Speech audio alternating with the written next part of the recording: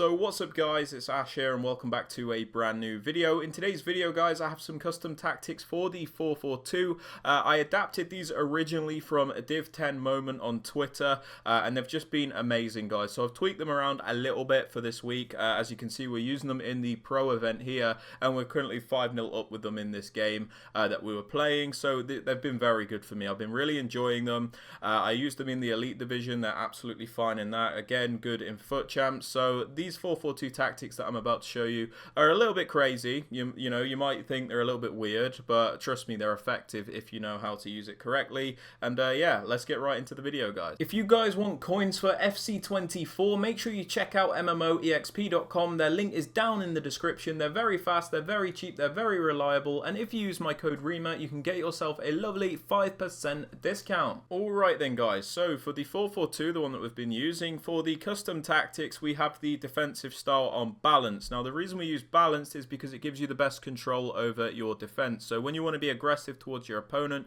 you can do that, and then when you want to be a little bit more passive, you can also do that. When it comes to applying pressure in this game as well, you don't actually have to use any of these pressure tactics here. There is a much better method which we'll get onto in a moment, so just leave this on balanced. Now for the defensive width, I just have this on 38. I've been preaching this a lot to people recently. I think a more narrow defensive width is better than a wider one in this game, even though people always go for those cutbacks down the wing. Because they're very difficult to stop regardless of whether or not you have a high width, I think it's better to have your defense set up in a nice narrow shape so you can at least block all of those attacks through the middle and you're nice and compact, and when somebody wants to go for one of those cutbacks, you can at least get out to them on the wing anyway. So a lower width has been much better for me.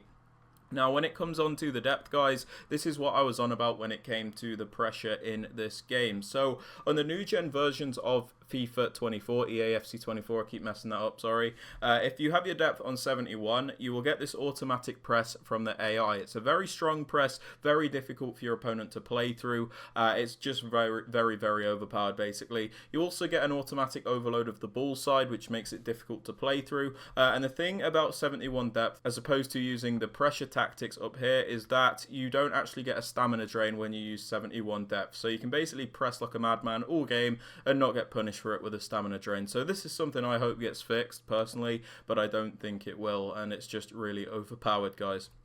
Now for the build-up play guys, I have this on balance. This is because I find it to be the most controlled and varied form of build-up. When you have this on balance, you can pick and choose when and where you use each form of build-up. So if you want to start off by building up slowly, you can do that. And then if you want to speed it up and play a little bit faster, you can also do that. So balance gives you the control over your attack, which the other settings don't give you. For chance creation guys, this one's very important in my opinion, and that is direct passing. Now the reason direct passing is so important is because it's the only tactic which will actually allow you to break through that park the bus defense. When your opponent is defending in his box with everyone behind the ball, direct passing will make your attackers commit like onto these runs which will push very far into the box, and then when the opponent's defenders follow them, they will then track back to give you that passing option. So direct passing, although it's boring, very effective yet again. For the attacking width guys, I just have this on 40. It's a really nice balanced width, not too narrow and it's not too wide. I don't really have too much to say about this. If you want a wider attack, you can obviously up this,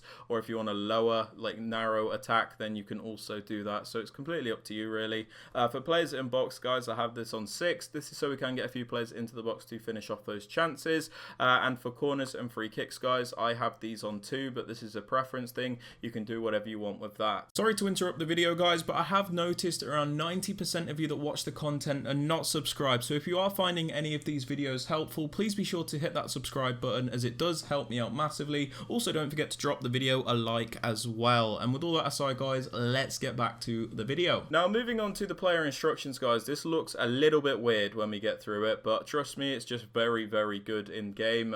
It's very confusing for your opponent, which is why I think it's so good, but I've just been really enjoying these instructions. So on the left striker, my more technical minded striker, I have him on the stay central instruction and then mixed attack. This is so he'll primarily stay in those central areas, so we at least have one striker in those central positions, so they're always ready to pick up that ball. We also have them on mixed attack, so they, you get a lot more out of this player because they're a bit more technical. You don't always have to have them running in behind. Sometimes they can come short. Just a bit more variety in my opinion.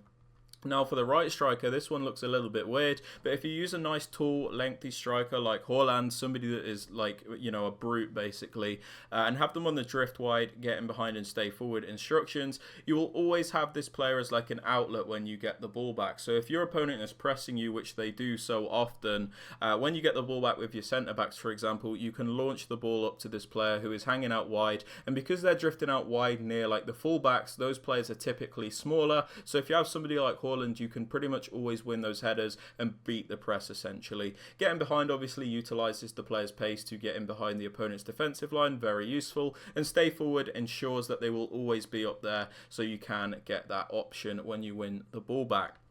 Now, for the left mid guys, we have this player on stay forward, get in behind and get into the box across. I suggest a nice fast winger in this role. Somebody with a high-low work rate is perfect because, you know, they're not going to be focused on defending. They'll always stay forward like you want them to. And on this player, stay forward, get into the box across and get in behind because it's almost going to defend in like a 4-3-3, which sounds really weird, but it gives you more options when you get the ball back because you'll have this player hanging on the left wing, you'll have the left striker hanging in the central position, and then you'll have the right striker hanging on the right wing. So it's very confusing for your opponent and actually very effective, guys.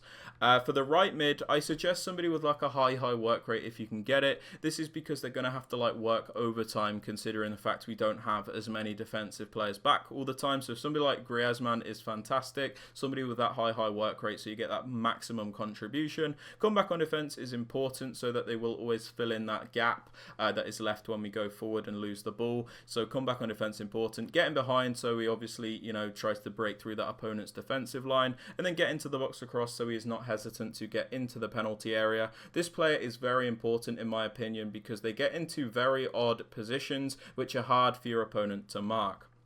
Now for the right centre mid, I use a more defensive minded midfielder. This is somebody that will always stay back. So we have him on the stay back instruction, of course, and then we have him on cover wing.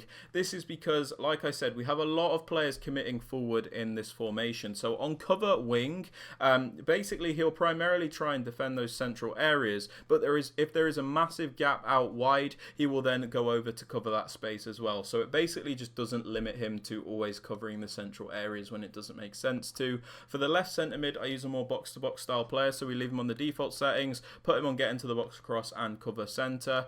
I like balanced attack because, you know, you don't always restrict this player to defending, especially since he's a box-to-box. We have this player on cover centre, so we always have at least one player that is primarily covering those central areas, and then get into the box across so he's not hesitant to get into the penalty area. Now for the fullbacks, guys, this is where it gets a little bit interesting. We have them both on balanced attack and mixed attack. Now this is very risky a lot of the time, but if you're competent when you're defending, this is actually very effective because you get extra players forward and it's much more difficult for your opponent to defend. Because you're committing these fullbacks forward, you're always going to have those wider options and the narrow options at the same time, which makes it very difficult for your opponent to defend. If you struggle a lot defensively, you can maybe put one of them on stay back while attacking, so you always have at least 3 at the back, but somebody like me, I can defend quite well, so balanced mixed is fine. For the 2 centre backs, I leave them alone, and the keeper, I also leave them alone. But yeah, that's basically it for the video, guys. If you have enjoyed or found it useful, please be sure to drop it a like, sub to the channel if you are new so you never miss out on any videos like this one, and don't forget to turn on notifications. And with all that aside, guys, I hope you have a great rest of your day, and I'll catch you all in the next video. Peace.